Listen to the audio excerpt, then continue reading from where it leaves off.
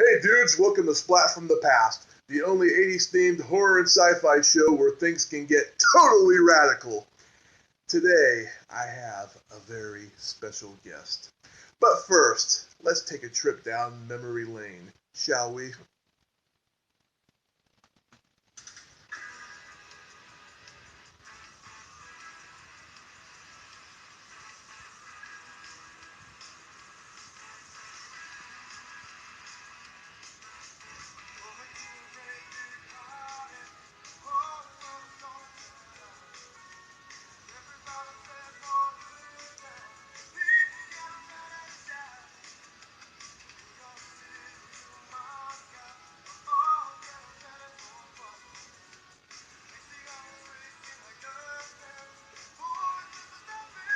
Whole world is celebrating. Whole world is celebrating night. Yes, the whole world is celebrating. And I am your host, Tommy Throwback Kovac. And today, I interviewed my very good friend, Spice Williams. If you don't know who Spice Williams is, you really should. She is one of the most amazing women in the history of the world. In 1977, she had a car accident, and she died and went to heaven, and then God brought her back because she's totally awesome. She became a wrestler after being a singer and a dancer, and she worked her way into being an actress and a stunt performer. And she's very buff. She will kick your ass. All right? And she's been an actress and been a stunt performer in many great horror and science fiction movies. I had the pleasure of being her last year through mutual friends, Jewel Shepard. She introduced the two of us last year, and I knew on a spiritual level, Spice and I would become good friends because we both have been in car accidents, and though she has 30 plus years behind me, she has followed her dreams, and I am currently following my dream. So we just became natural friends, and she's an absolute sweet lady, and I enjoyed talking to her today for this interview, and she's very informative, and here we go.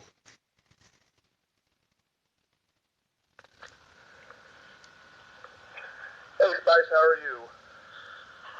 Hey, buddy, I'm fine. How are you doing? Oh, I am great. Thank you so much for taking the time to talk to me this morning. Well, thank you for even considering me as being a guest with your show. Oh, well, you've done some great work in the horror and sci-fi genres, and I wanted to talk to you about that because you are awesome. Okay, I'll take that. Thank you. Okay, you have done so many awesome things in the entertainment business. You've sung and danced, you've wrestled, and you've also acted and done stunts. Your first, acting role in the horror genre was Fatal Games. Wow. Well, you did your research, yeah. Can you even find that movie? I think I starred with, or co-starred with Sally Kirkland, who's an amazing actress. Yeah. I actually watched it last night. Oh, sorry. Can't get that hour and a half back. I've seen it many times. I like it. Oh, really? Yeah. Well, Sally was pretty awesome, and I studied with her for a little bit also, so I think she won an Academy Award. She's just amazing. Or Golden Globe. I think it was a Golden Globe she won, that's right. Yeah, she's a graduate at the Actors Studio. I mean, she's a phenomenal actress. Yeah. It was also one of Linnea Quigley's earliest movies, too. I talked to her a couple weeks ago. Oh, yeah, man. Do you remember the year that was done? 1980-something. 84. 84, wow. Yeah. Well, that was definitely cool. I had fun on that show, that's for sure. Yeah, Yeah, I couldn't get over how tiny you were compared to now. Well, I was training, but then as the years went on, and they were actually, the whole thing about bodybuilding, I saw that it was coming into play in the world, and my fiance then at that time, Gregory Crosby, was doing a movie called High Voltage, and he asked me if I could get bigger to play the role of Electra in this film. So I really started training hard. We worked on that film for about 6 months and took a lot of photo shoots and things. It never quite got off the ground, but our relationship did, and we've been married ever since. So something good came out of it. That's awesome. Marriage is not much of a sacred thing in Hollywood, but you two have managed to hold it together. Well, it's not, and it's because a lot of people eliminate God out of their life, and my husband just had his film come out. Took him 17 years to do that, Hacksaw Ridge, starring Andrew Garfield and Mel Gibson, came out to direct it, and the kind of films that he likes to do are faith-based films, and of people that change the world. So when you have that in your life and in your marriage, it helps. Let me just say that, it helps. Absolutely. Another thing I watched last night was your episode of Out of This World. Oh my God, that was so much fun. Doug McClure, loved him. Always a huge fan of his acting, and to be able to do comedy and pick him up over my head and kiss him, throw him into my arms and kiss him like a big old John Wayne kiss. Oh, wow. That was a treasure moment. Yeah, I love that moment. My grandmother, she absolutely adored Doug McClure. I mean, she cried when she found out he passed away. I know. Well, me too. I mean, what's not to love? He was an amazing actor and very talented, but very kind, big heart. What's not to love about Doug? I agree. And then one of your greatest moments ever, you were a Klingon in Star Trek V. Kapla. Yeah. Yeah, well, let me tell you, I was a Trekkie long before I got that part. And as a musician on the road, I had my own rock and roll group called Sugar and Spice with my twin sister and myself and her husband. We were kind of like a Earth, Wind, and Fire band. We were way ahead of our time. And we would leave. You'd see the entire Las Vegas Strip. All the musicians that came out to rehearse in the afternoon, they'd all pack up and leave by 4 o'clock. And the entertainment directors couldn't figure out what is this across the entire Las Vegas Strip. All the musicians got to pack up by 4. And we all said, well, hey, Star Trek starts at 4:30. We were all hooked on Star Trek. So I always was in love with Captain Kirk. And when I found out that I had an audition for the movie, I was beside myself. I had to go down into Hollywood at rush hour, which normally I would have been freaking out, but I was so excited. And when I got there, I just couldn't wait to get the script for me to read. And I asked, wow, this role of this is it a girlfriend of Captain Kirk's? Because, that was always my dream. Yeah. And Bill Shepard, the casting director, said, no, it's a Klingon. And I was like, I said, okay. And I walked out and found the nearest phone booth because we didn't have cell phones in those days. Yeah. And I called my agent and I said, I can't do this. She goes, why? I go, because Vixis is a Klingon. She goes, well, what the hell is a Klingon? I go, well, they hate Captain Kirk, and they're going to want to kill Captain Kirk. And she's like, are you out of your mind? Shut up and get a hold of yourself. So it all worked out great, and I spent months and months with Todd Bryant playing Captain Claw, and I'd bring him over to my house and offer him lunch. Any actor, if you offer them food, they'll be over there to rehearse. And we would break down our scenes and learn. We had to learn all the Klingonese, and then we had to learn so much. There was just so much work, and then we trained. We both wanted to build our bodies and look more alien. I got down to 6% body fat. It was a huge quest. It was something that I felt with Bill Shatner, and I said, look, look, I'm going to give you an alien that special effects can't really give you. And that was my quest for the 3 months prior to our start date. And then a couple months after that, when we finally finished the film. So for me, it was definitely all the work, training, skills, inner perspective, inspection of my thoughts and everything all came together in how I could make that Klingon come to life. Oh, that's so cool. Did you get along with William Shatner? Oh, I love Bill. I got along great. He was totally freaked out because they were running late, and I tried to get the pants. They didn't really make the pants well for me. I mean, when I went in to get makeup tests and things like that, it took almost 9 hours, and then on the day, it took, well, I got there at 3:30 in the morning. We weren't ready till 9 to really start shooting, and then they never really got the pants to fit right.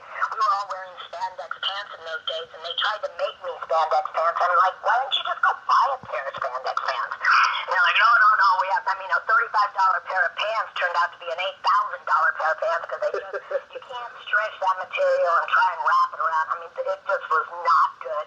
But the vest that they put on me, I told Bill, I'm going to build my arms out to be 14, 15 inches in biceps, and I'm going to give you a 21-inch. I want it to look like I'm a V-shape from another planet. So they did. They made the vest to 21 inches, but I only got down to about 23.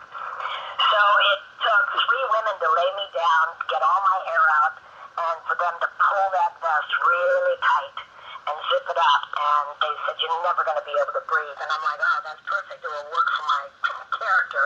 And so I was running late. They couldn't get the wig on right. They had some issues. So by the time I was walking to the set to do our first scene, Bill was beside himself.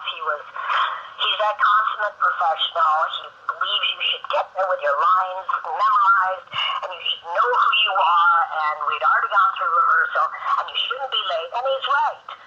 Everything about that, I totally agree. But we had some issues because I was creating Vix's just as much as he created it, her in his mind.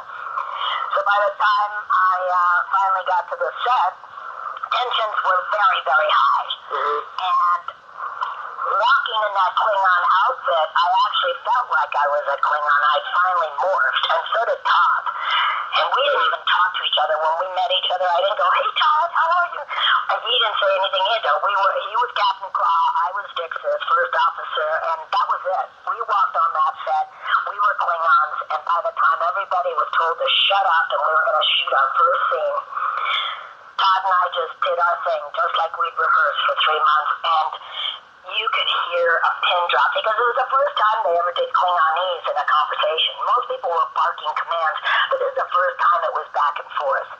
And when we finished and Bill said cut, it was like deer in headlights. Nobody moved, and suddenly he goes, that was flippin' brilliant, oh my God. And everybody was applauding, and he was so ecstatic and so happy. And he goes, my only problem is I don't know what the hell you said. We got to do it in English now.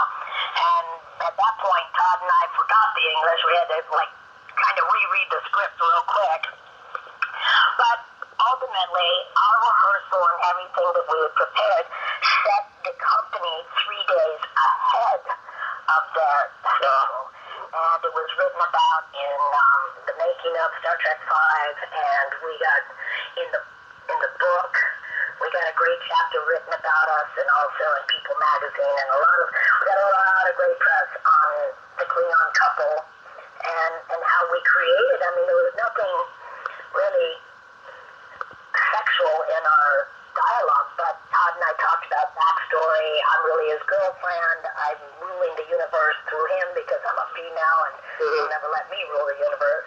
And, we talked about everything right down to what kind of toothpaste Klingons use, and Todd came up with the idea that Klingons don't brush their teeth, so we don't have to worry about that. But we really just wanted to make these characters come to life, and in the comic book series, it shows Vix's and Captain Claw lovers. I mean,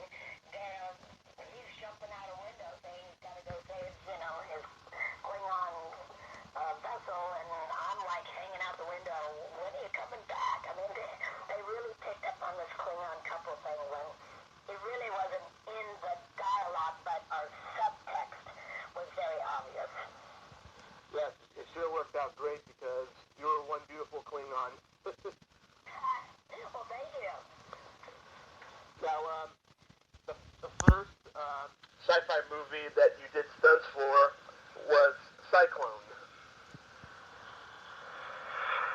Oh. Wow. Well, I don't, you know what, it's funny, I never saw that movie. But I rode the motorcycle, and I was doubling, who's the star of that show? Heather Thomas? Yeah, I was doubling Heather Thomas. So I never actually saw that show. I just know that we were doing some motorcycle stuff, and I had a weird motorcycle I had to drive, and so... Actually, it's a great movie. It was also, oh, really? yeah, it was Dar Robinson's last movie. Well, I actually trained Dar Robinson. I nutritionally counseled him and trained him for that high fall he did. Instead, he played that albino-looking character. Yeah, Burt Reynolds' adversary. Pardon me? Yeah, Burt Reynolds' adversary in that movie.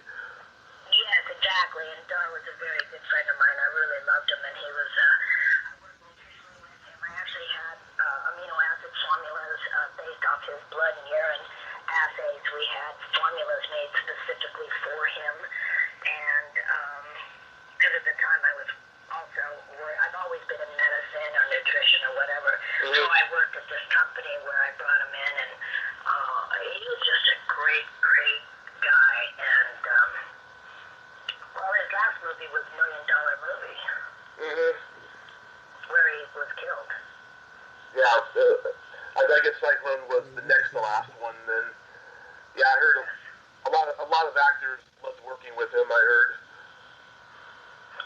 Well, once again, what's not to love? He was a technician. He was not a daredevil. He had everything worked out. He had a great mind, a great vision, where he could see how the stunt should go and how he was going to technically put it together. He was a technician. So, but he always had this great smile, this little boy smile that came out, and you're just like, oh, he's not that badass. He's just smart and good. Yeah.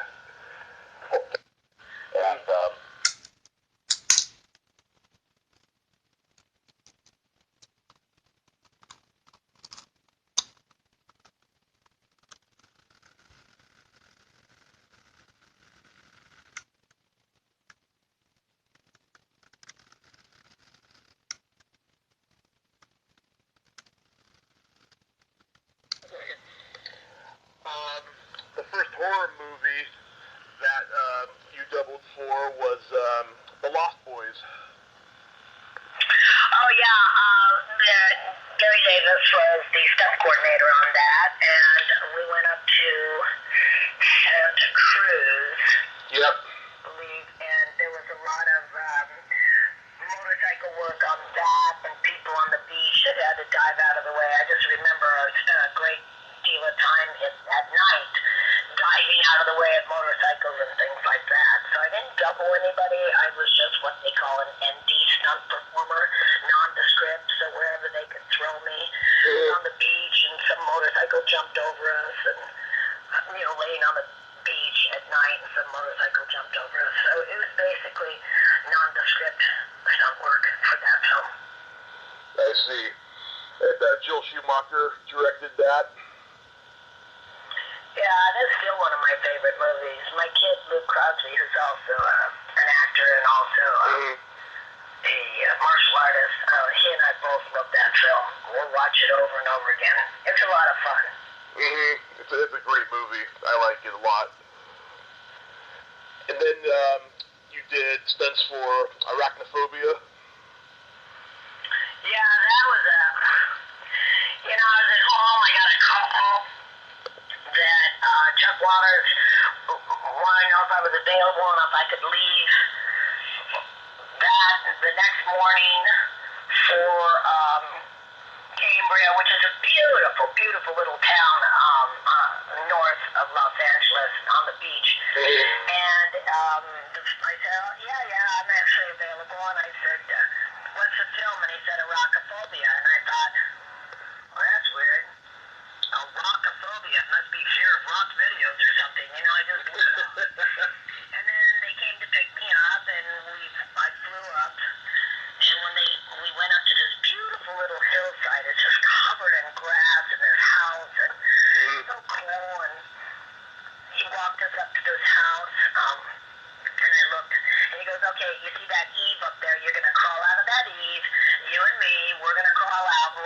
over here where this trellis is, and we're going to grab the trellis, but the trellis is going to break away, and we both fall on top of each other.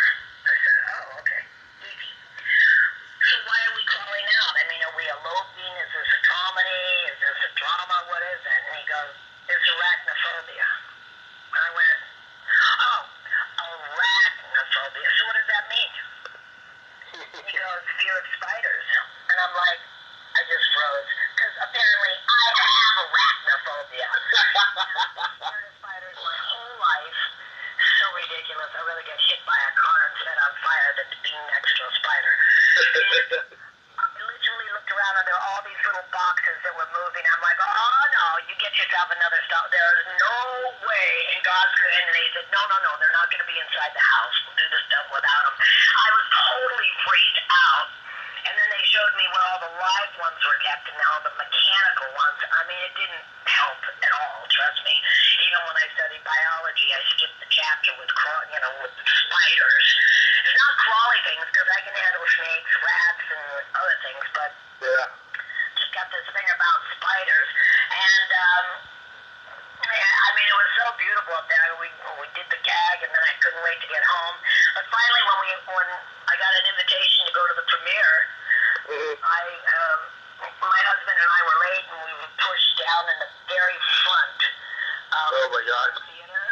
And I was like, my feet were up on the seat, and I was like screaming and on my knees. And somebody came and said, "Ma'am, you're gonna have to calm down." And my husband goes, "Why do you want to go? Why do you want to see this movie?" And I guess there's just parts of us that can't handle things, but we still want to see it. You know? Yeah. So that was me. Arachnophobia. That was a very cool story. I'm afraid of spiders too, but I can watch it though because I know it's just a movie.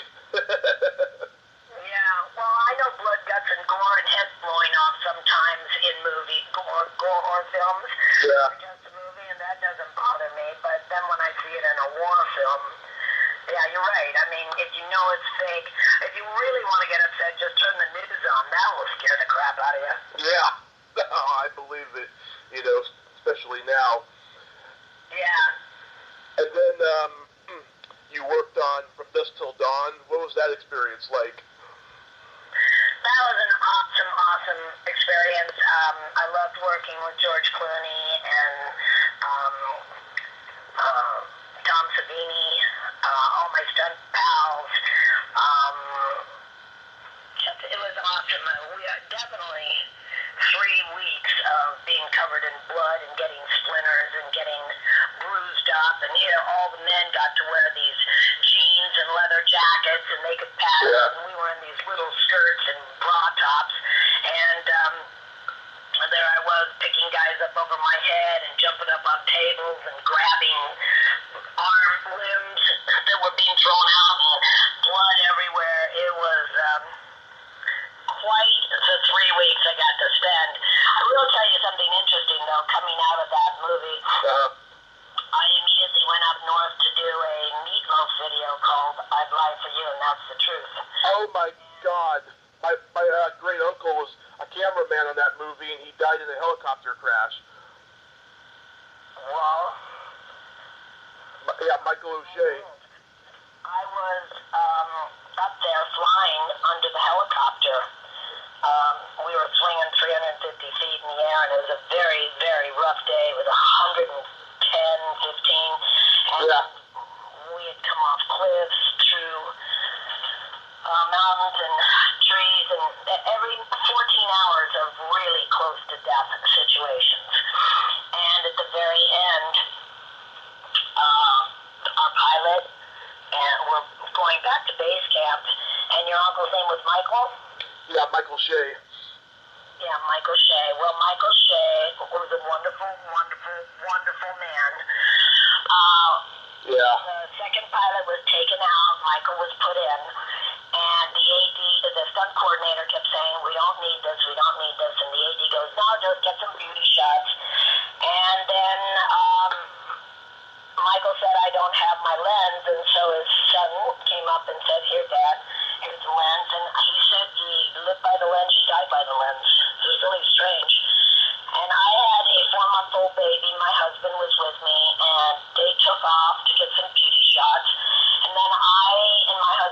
baby Luke at the time got in the car, and as we were driving around the bend, something hit our car. Oh my God. And we were jacked back, and when I got out, I saw the power lines on the ground, and then I looked up, and within a matter of 50 feet, this helicopter was slingshotted into the mountain side. And I literally started running up, trying to grab him, and all the gasoline was flowing out, and my husband was like, "You can't do this, you're my wife, you're a mother," and I'm like, "I gotta get my buddies out of there, I gotta get my buddies," and then finally Eddie Anderson, who was the guy I was swinging onto the helicopter with, he had better boots on, he got up to the top and said, "He's gone, there's nobody alive up here," and I go, there were two of them. And when I started rummaging through the ground, I found the helicopter pilot, and he actually had his head cut off. Yeah. And I sat there and I looked for a minute thinking, wow, you look like a prop from my last movie, From Dusk Till Dawn, because we just had these headless corpses laying all over the ground, and I was thinking, wow, Henry Urdioti was his name. I said, "Henry, man, you look like a prop from my last movie." And then I realized, wait a minute, this is real. That wasn't. Oh my God. Just, when they hit that mountain, the blades curled in and just kind of did like this Hamilton Beach thing to everybody, to the two people inside. And I'm totally amazed that you said that was your great uncle. Yeah. My family and I, we had planned on going to visit him in Hollywood the following summer because I hadn't met him yet, and I never got to, unfortunately. So that is unfortunate because he was a beautiful man, very talented, and it was something I will never forget. And it was because of that accident I had a very dear friend with me, and he died a year later on a TV show called LA Heat, Paul. Yeah. And I went to the Academy of Television Arts and Sciences, and I said, enough is enough. You know, you guys won't allow stunt people into this Academy of Television Arts and Sciences, and here we're dying to make you guys look good. So I had a dear friend who was a governor, Conrad Bachman, of the Performers Peer Group, which I was in, and we worked for 7 long years to get the Stunt Emmy, to get a Stunt Peer Group and the Stunt Emmy, and that's the only reason why, because of the, not just that helicopter accident, but Paul Dallas instigated me to fight this fight, and that's the only reason now that we have an Emmy for the stunt people in the Academy of Television Arts and Science. Wow. That's crazy. So let me end this on a lighter note here. I wanted to bring up... I mean, hey, there's more to life than those stories, so... Yeah. I wanted to bring up quickly a couple comedy things you did that I love. How did you get to carry around George Costanza on Seinfeld? Oh my God. First of all, I don't know how those guys ever got a day's work done, because all they did was laugh, ad-lib and things, and I got called to come on in, and they were talking about how can we make this, George, he wants to be a handicap so he gets all the perks and privileges. Yeah. And I think it was Brian Williams, the other stunt guy, who trips over his cane and all these things. So I think we all just talked about it. They go, how strong are you? I go, I'm strong enough. How do you want me to throw him over my shoulder or pick him up in my arms? And I showed him both ways, and it just looked so funny by me carrying him like a little baby. And I said, you can have a little croissant here. We could be talking. It's like I'm carrying this baby in my arms. And but I'll tell you, he was 185 pounds.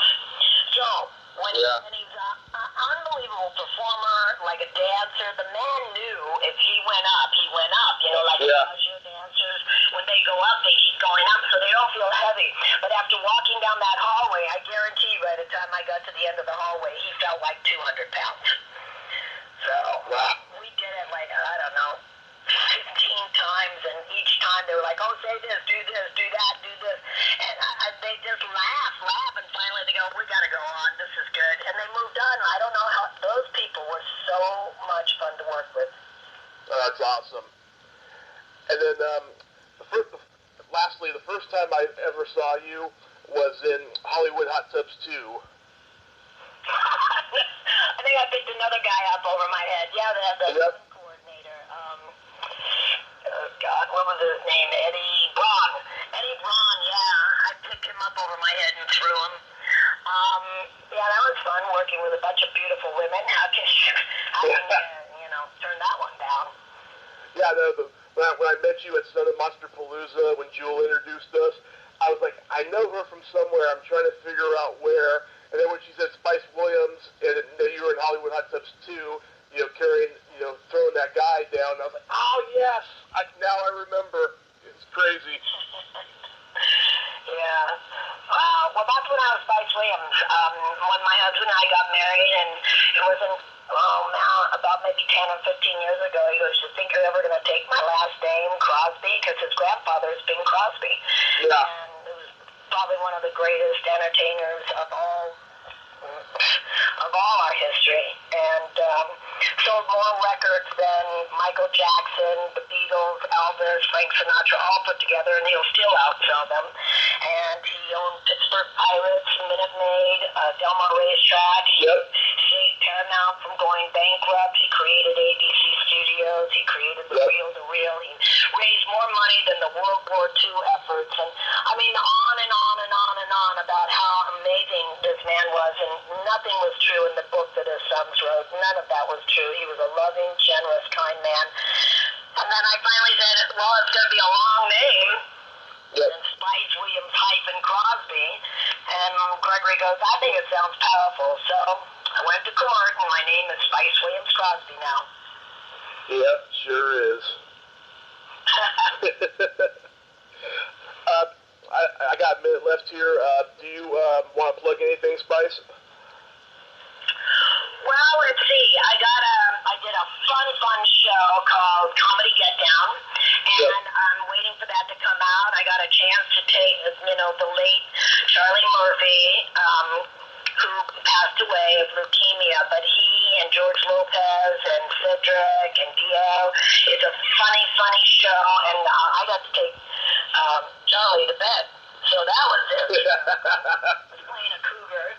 So that's coming out. I also have a movie called Astro that we're finishing up. There's Pickup Shots, and that's with Gary Daniels and Michael Pare. Oh, nice. I love Michael Pare. I love Michael Pare. He's awesome. And then I had my film that I did, Duke, which is a tribute to John Wayne. That won 6 film festivals. I won 3 Best Actress. My husband won Best Screenplay in New York.